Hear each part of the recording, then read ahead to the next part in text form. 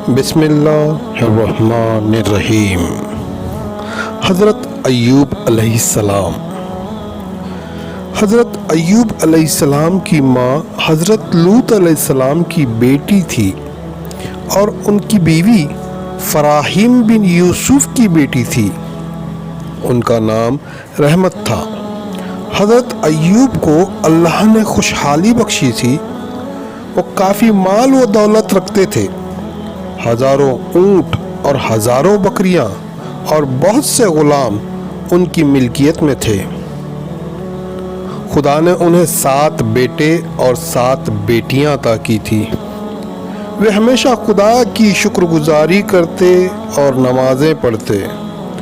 خدا نے حضرت ایوب کو پیغمبری عطا کی۔ وہ بندگی اور خیرات کرنے میں آگے آگے رہتے تھے۔ شیطان کی مجال نہ تھی کہ وہ ان کے پاس پھٹک بھی سکے۔ شیطان لعین کے دل میں حسد کا شعلہ بھڑکا۔ اس نے حضرت ایوب سے عداوت کی ٹھان لی۔ خدا کی جناب سے اس کو رہائی ہوئی۔ اے مردود، ایوب میرا نیک اور شکر گزار بندہ ہے، اس پر تیرا حربہ کارگر نہیں ہوگا، وہ تیرے بہکانے میں نہیں آئے گا۔ شیطان نے کہا، خداوندہ تو نے اس کو اولاد اور خوشحالی دی ہے، اولاد سے اس کی آنکھیں روشن ہیں، پھر وہ تیرا شکر کیوں نہ ادا کرے گا؟ ہم تو جب جانیں کہ تو یہ نعمتیں اس سے لے لے، پھر بھی وہ تجھے یاد کرے۔ اگر یہ نعمتیں اس سے چھن گئی تو وہ تجھے بھول جائے گا اور تیری بندگی سے دور جا پڑے گا۔ خدا نے فرمایا، اے ابلیس، میرے مبلس بندے کے بارے میں تیرا یہ گمان غلط ہے۔ ایسا نہیں ہوگا کہ میرا شکر گزار بندہ میرا شاکر ہو جائے۔ شیطان نے کہا، اگر تو مجھے ایوب کے مال و اولاد پر اختیار دے دے تب معلوم ہوگا کہ وہ کیسی بندگی کرتا ہے اور اس کی شکر گزاری کی حقیقت کیا ہے۔ جناب بے نیاز نے فرمایا، جا، ایوب کے مال اولاد پر میں نے تجھ کو اختیار دیا ہے۔ ابلیس بہت خوش ہوا اور اس نے اپنے لوگوں کو جمع کیا اور انہیں اس کام پر لگایا کہ وہ ان کے مال اور جانوروں کو تباہ کر دے۔ اور آخر شیطان گوالے کی شکل میں حضرت ایوب کے پاس آیا اور کہا، تمہارے سارے جانور اور مویشی تباہ ہو گئے۔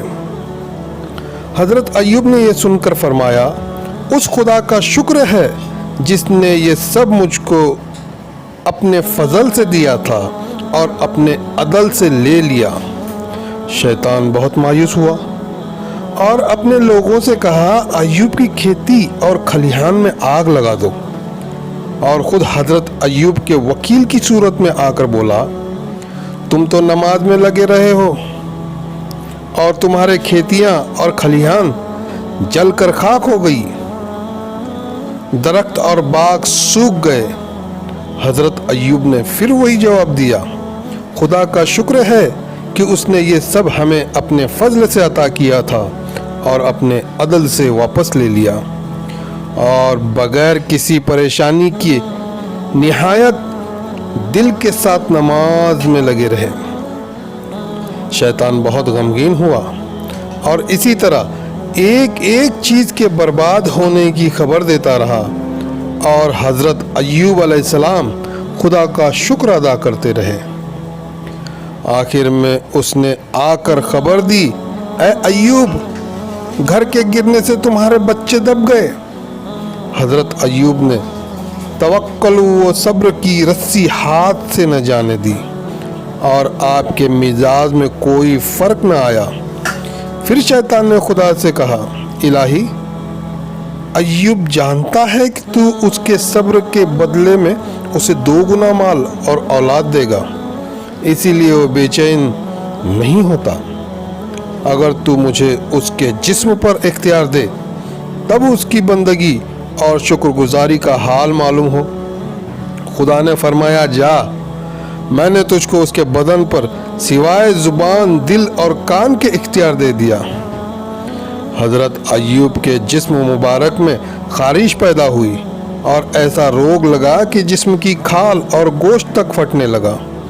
بدن میں کیڑے پڑ گئے جس سے بدبو آنے لگی۔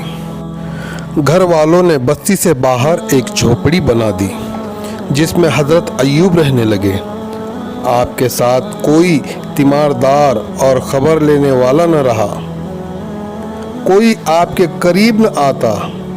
ایک آپ کی بیوی رحمت تھی جو آپ کی خدمت میں لگی رہتی، اور جو کچھ ان کے پاس تھا سب آپ کے علاج میں لگا دیا۔ جب کچھ بھی پاس نہ رہا تب بیوی صاحبہ مزدوری کرتی اور آدھی مزدوری تندرستی کے لیے صدقہ کرتی اور آدھی مزدوری کا کھانا خرید کر ان کے پاس لے جاتی۔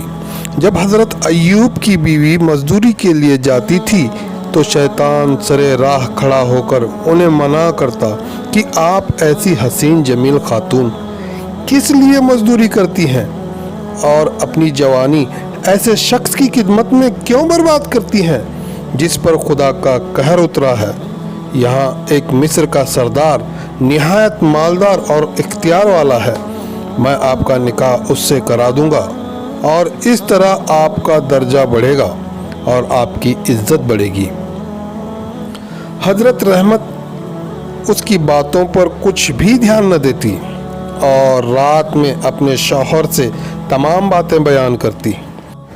حضرت ایوب فرماتے تھے تو ہرگز اس کی باتوں پر نہ جا، وہ ابلیس ہے اور بے بنیاد باتیں کرتا ہے، اس کی باتیں سراسر دھوکہ اور فریب ہے۔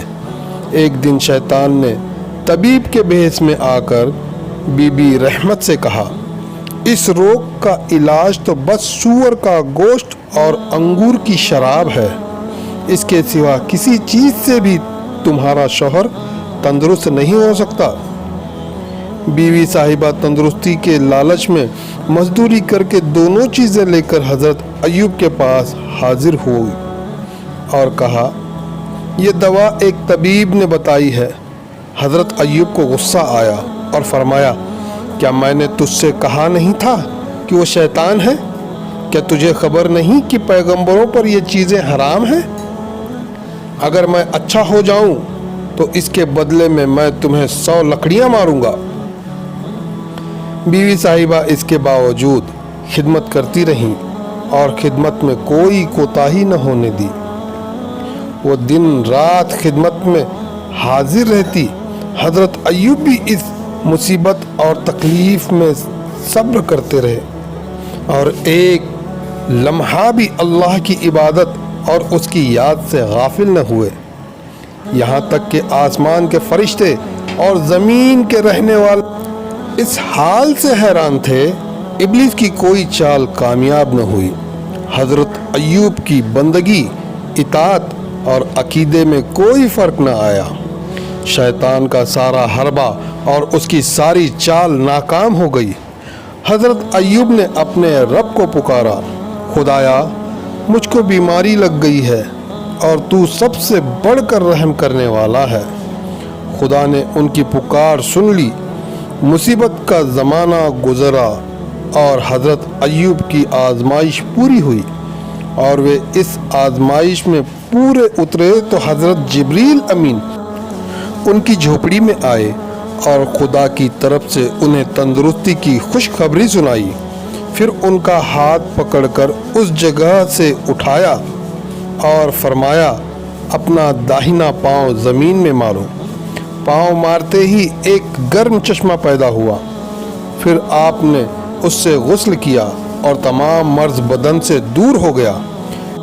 پھر جبریل کے کہنے سے بایاں پیر زمین پر مارا اور ایک سرد چشمہ پھوٹ نکلا، اس میں سے آپ نے پانی پیا، جس کی برکت سے تمام اندرونی تکلیف اور خرابی دور ہو گئی۔